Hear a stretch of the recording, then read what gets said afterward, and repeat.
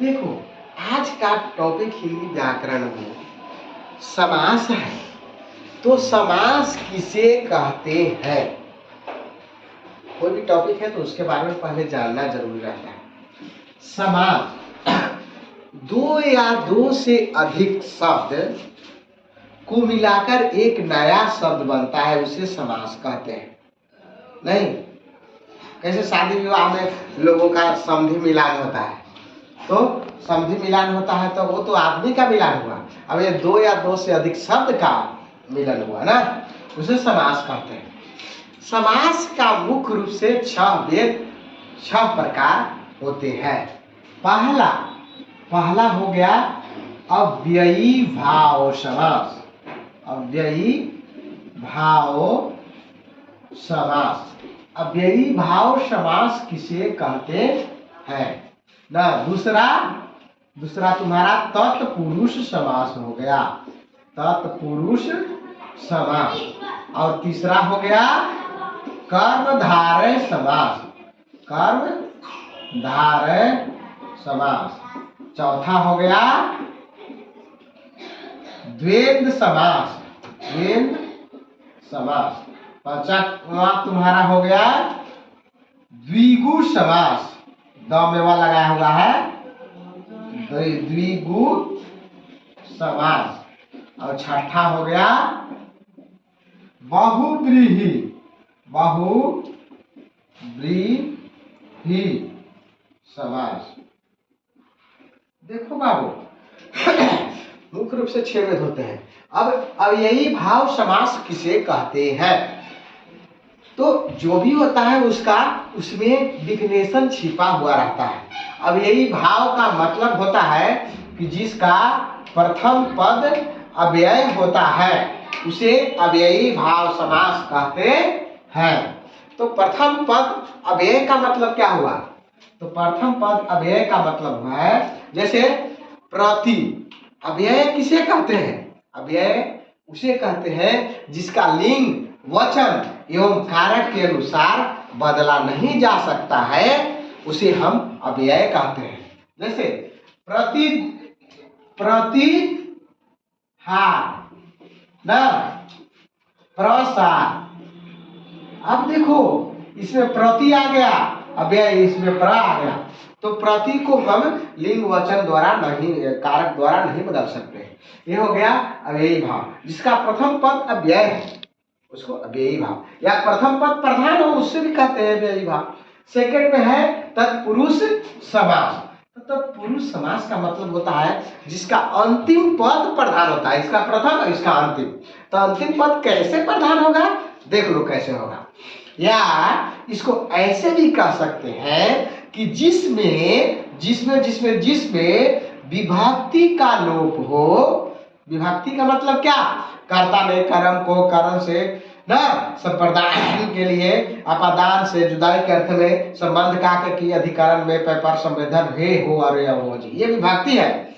जैसे राम आया तो राम ने आया नहीं, राम खाना खाया तो राम ने खाना खाया, तो ने है विभक्ति जिसमें विभक्ति का लोप। जैसे राजपुत्र ना, राजपुत्र, तो राजपुत्र का मतलब क्या होगा? जैसे में राजपुत्र, तो इसमें क्या लोप हो रहा है?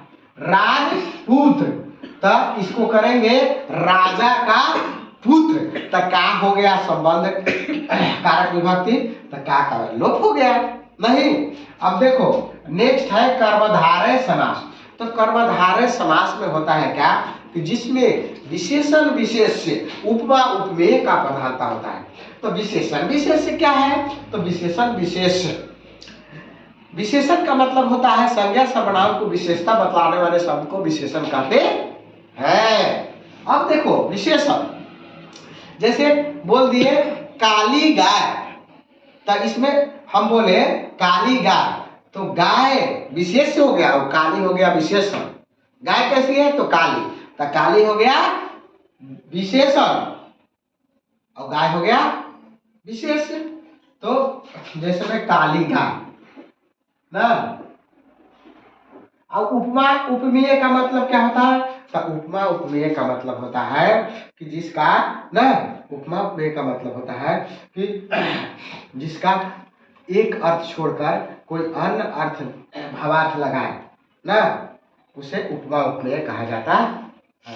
जैसे ना कहते हैं कि ऐसा शादी विवाह, आजकल शादी विवाह जबरदस्त हो रहा है, तो होता है क्या शादी विवाह में लोग कहते हैं कि कैसा औरत उसकी थी, तो ऐसा मानो चंद्रमुख, चंद्र के समान मुख था ना, तो उपमा उपमेय हो गया।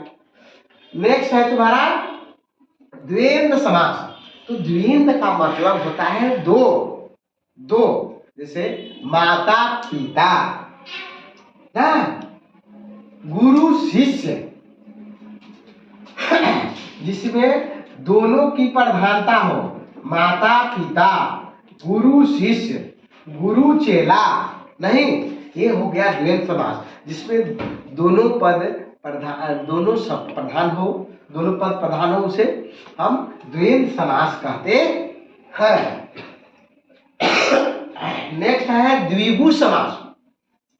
तो द्विगु समास का मतलब होता है, द्विगु समास का मतलब होता है जिसका प्रथम पद संख्या हो। प्रथम पद संख्या का मतलब जैसे त्रिभुज, तो त्रि माने क्या, तीन, जैसे हम बोल दिए त्रिभुज, तो त्रि माने तीन, और भुज माने भुजा, जिसका तीन भुजाएं है उसे त्रिभुज कहेंगे।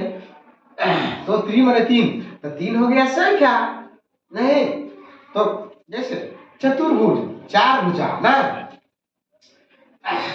उसे द्विगु समास, माने जिसका प्रथम पद संख्या हो उसे द्विगु समास कहते हैं। अब देखो बहुव्रीहि समास। बहुव्रीहि समास किसे कहते हैं? ये नॉर्मल सी बहुव्रीहि समास में है कि जिसका एक वीआईपी अर्थ निकलता है उसे बहुव्रीहि समास कहते हैं। या इसको ऐसे भी कह सकते हैं कि एक अर्थ छोड़कर एक विशेष अर्थ का प्रकट करता है ना, ग्रहण करता है। जैसे किस प्रकार ग्रहण करता है विशेष अर्थ?